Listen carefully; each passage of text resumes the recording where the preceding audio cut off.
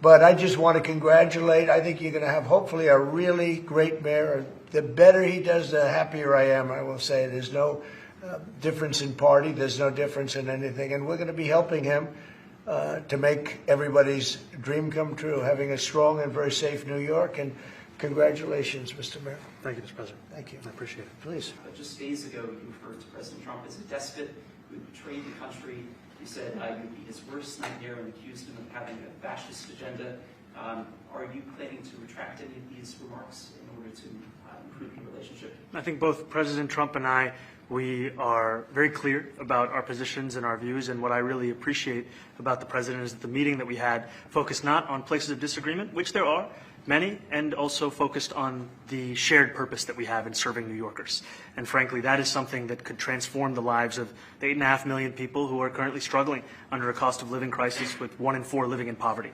And the meeting came back again and again to what it could look like to lift those New Yorkers out of struggle and start to deliver them a city that they could do more than just struggle to afford it, but actually start to live in it. And I've been called much worse than a despot, so it's not that insulting. Maybe I think he'll change his mind after we get to working together. I want to clarify your answer to Stephen Nelson. He asked about your comment calling the president a fascist, and your answer was, both President Trump and I have been clear about our positions and our views.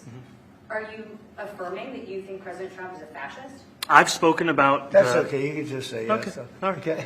Yeah. It's easier. Yes. It's easier than explaining it. I don't mind. You threatened to send federal troops to New York City. You both have differences when it comes to ICE agents in New York City. Mr. Mamdani, you called ICE a rogue government entity. I wonder how you reconcile your differences on both of those issues. Well, I think we're going to work them out, and I think that if we have known murderers and known drug dealers and some very bad people, we want to get them out. And the mayor wants to have peace. We discussed this at great length, actually, maybe more than anything else.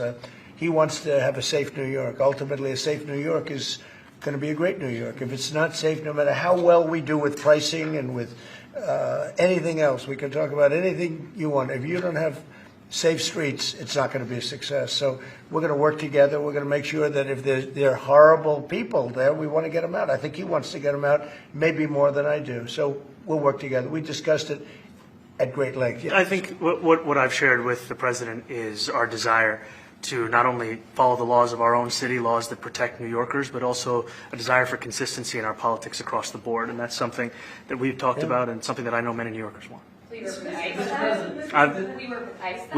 discussed ICE and New York City, and I spoke about how the laws that we have in New York City allow for New York City government to speak to the federal administration for about 170 serious crimes.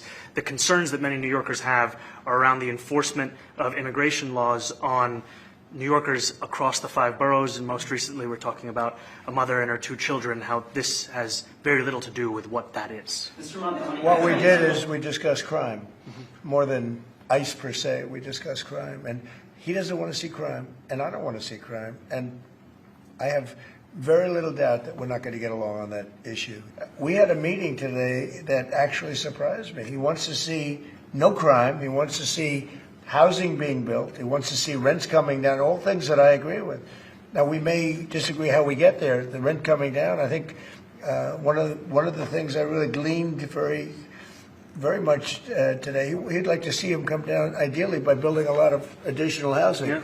That's the ultimate way. He agrees with that, and so do I. But if I read the newspapers and the stories, I don't hear that.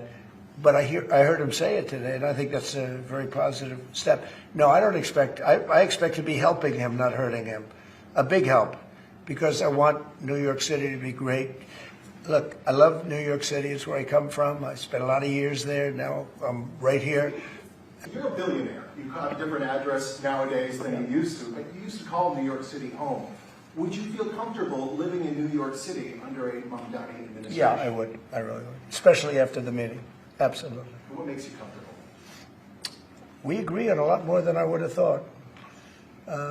I think I want him to do a great job, and we'll help him do a great job. He may have different views, but no, I feel very comfortable. I would feel very, very comfortable being in New York, and I think much more so after the meeting. Do you view the mayor-elect as the true leader of the Democrat Party?